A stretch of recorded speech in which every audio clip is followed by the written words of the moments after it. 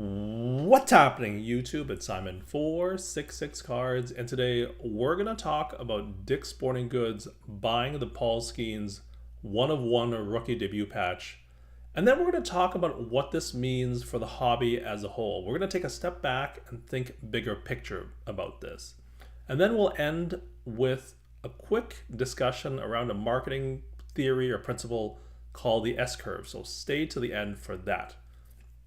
But first, let's talk about the sale at the most recent Fanatics auction.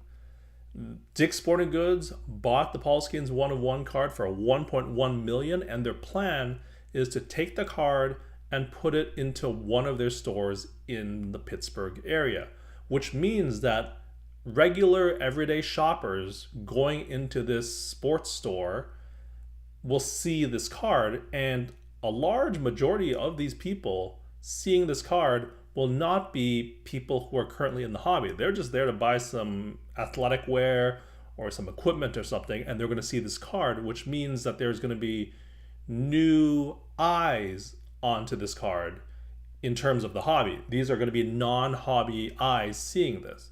And that is new exposure. This is the growth and the exposure that Topps and Fanatics, when they say they want to 10x the hobby, this is what it is accomplishing. And it's not just people walking into the store that are becoming more aware of this card and as a result more aware of cards as a whole. Here is the CBS News in Pittsburgh doing a segment on it. This is part of an article on cbsnews.com. But as you can see here, there was a segment on it on the CBS News in the Pittsburgh local news affiliate. Here is an article on the sale in Bleacher Report, and here is an article in The Athletic as part of the New York Times. So the news about this auction is everywhere, right? It's everywhere. It's in the local news. It's on a lot of sports sections of sports sites, but it goes more mainstream than that.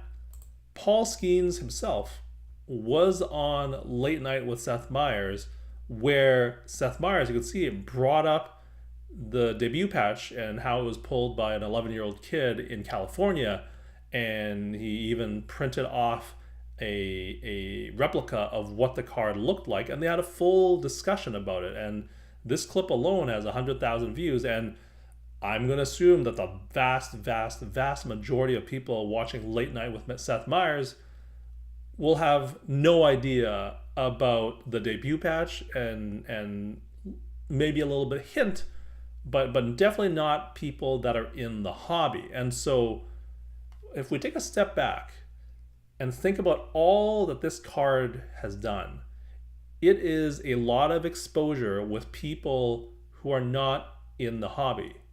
You know, late night audiences with Seth Meyers, probably not people in the hobby. People reading The Athletic, they might be sports fans, but not necessarily sports card fans. People reading Bleacher Report, a lot of them probably not in the hobby. People watching the CBS News in Pittsburgh, probably not in the hobby. And even people walking into the Dick's Sporting Goods store in Pittsburgh who see this card, probably not in the hobby.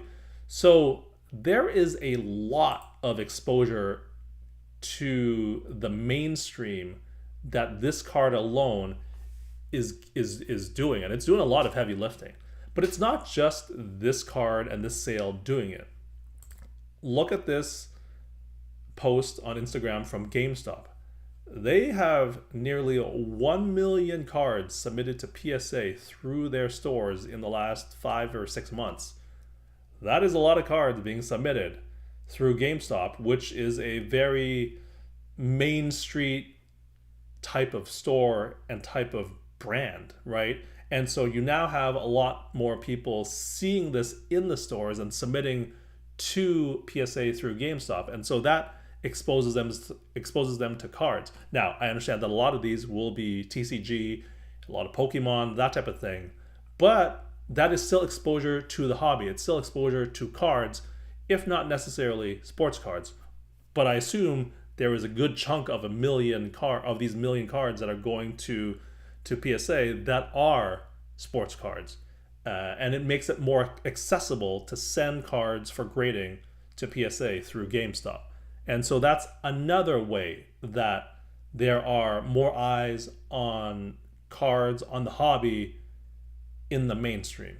If we move on to another great concept that Topps has done and Fanatics has done, it's through the Rip Nights. And the one group of people, of athletes, that Fanatics has done a tremendous job of utilizing, it is WWE superstars and getting them involved in the Topps Rip Night. Here is Layton Sports Cards, I believe it's in Florida, where Tiffany Stratton, one of the WWE Women's Champions, showed up. And look at the throng of people there to see her sign and rip packs, right? Like this is a lot of people who probably would not have gone to this store, but because they're wrestling fans, and you may or may not know this, but a lot of wrestling fans are crazy, diehard, and for lack of a better term, fanatics of wrestling, right? Here is Tiffany Stratton, the champion. You can see her belt here. And here is the throng of people that are there to see her. Also at this store was Sami Zayn, another WWE superstar. You can see same group of people. Again, a bunch of people there to see him. You can see they're all there to see him. And again, Sami and Tiffany are here bringing a lot of people to Layton Sports Cards, bringing them to the store and giving them awareness to the hobby because they're there and then they rip a bunch of cards, right? This isn't just happening in Layton Sports Cards here in Florida. There in Florida, here is another superstar, Charlotte Flair, going to Game Times Cards 407, wherever that is. You can see here a bunch of people as she takes this selfie. Here is Rhea Ripley, another WWE superstar, champion at the time, ripping open a pack on the Topps account, and this has 500,000 views on the Topps account. So you can see there is just a ton of exposure through Topps Rip Night from engaging with the athletes and of obviously exposing wrestling fans and sports fans to the idea of cards. But it's not just Topps Rips Night. It is not just GameStop. It is not just the Paul Skenes 1 of 1. There's also Tom Brady showing up at Fanatics Fest and talking to dealers, and obviously where Tom Brady goes, everybody else goes. You can see this throng of people, a lot of which I'm going to assume are just hanging around Tom Brady and want to see Tom Brady and are big Tom Brady fans, but might not have been sports card fans or interested in sports cards, but now they're in the sports card section at Fanatics Fest. Again, just bringing regular everyday sports fans and getting them or giving them exposure to sports cards and assuming that some of them will be converted slowly but surely. That is a lot of mainstream exposure I've just mentioned in the span of 8 minutes here, and that's just what's happened in the last year or year and a half, I suppose. There's still more coming because Fanatics doesn't have the basketball license. It doesn't have the football license yet. So what happens in a year when now there is a Cooper Flagg rookie debut patch that's autographed by him and is a 1 of 1? Do we get the same type of coverage? Probably. What happens when Arch Manning declares for the draft and is selected? I understand that he is a Panini autograph exclusive, but he's still going to have a rookie debut patch that is not autographed. Will that lead to the same coverage that happened with the Skenes card? That is a lot of stuff that is happening, that is building upon itself. And in marketing, it's not linear growth that happens where 1 + 1 = 2. It is not like that at all in terms of marketing and gaining awareness among the public, among your potential customers. In marketing, there's this thing called the S curve. And on the x-axis here, it's just time, and then on the y-axis, it is market traction, or the percentage of the market that will buy your product. And so what normally happens is, for the first little while, it's slow growth. You can see here stage 1.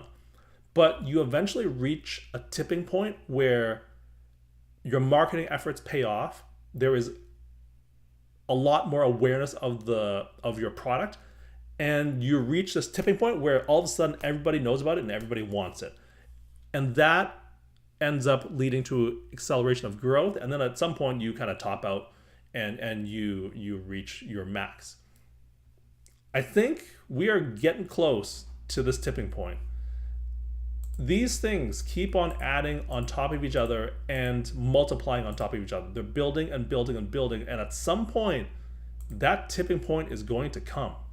And we're going to get out of this slow growth phase and then go into this fast growth phase for the hobby. Because let's be honest, the hobby is pretty niche. It got a lot of exposure during the pandemic, but it's still pretty niche because the people in charge were the people at Panini and the people at the old Tops, and they didn't have a lot of interest and foresight and strategy into growing the hobby. They were very happy just maximizing what they were doing and not trying to grow the pie. They're just trying to maximize their piece of the pie. Fanatics is obviously doing things a lot differently and taking a lot more of a growth oriented approach. And as a result of that, I think the hobby is getting real close to all of a sudden taking a rocket ship to the moon. When is that going to happen? I do not know.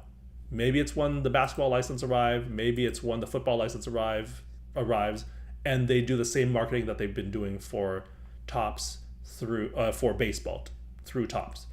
And once you get not just one sport, but 2 and 3 sports involved, maybe that's the tipping point. Or maybe it'll take a year or 2 after they get the licenses to make that happen and reach that tipping point. But I do truly believe that tipping point is coming. And when that happens, there will be another wave of people entering the hobby.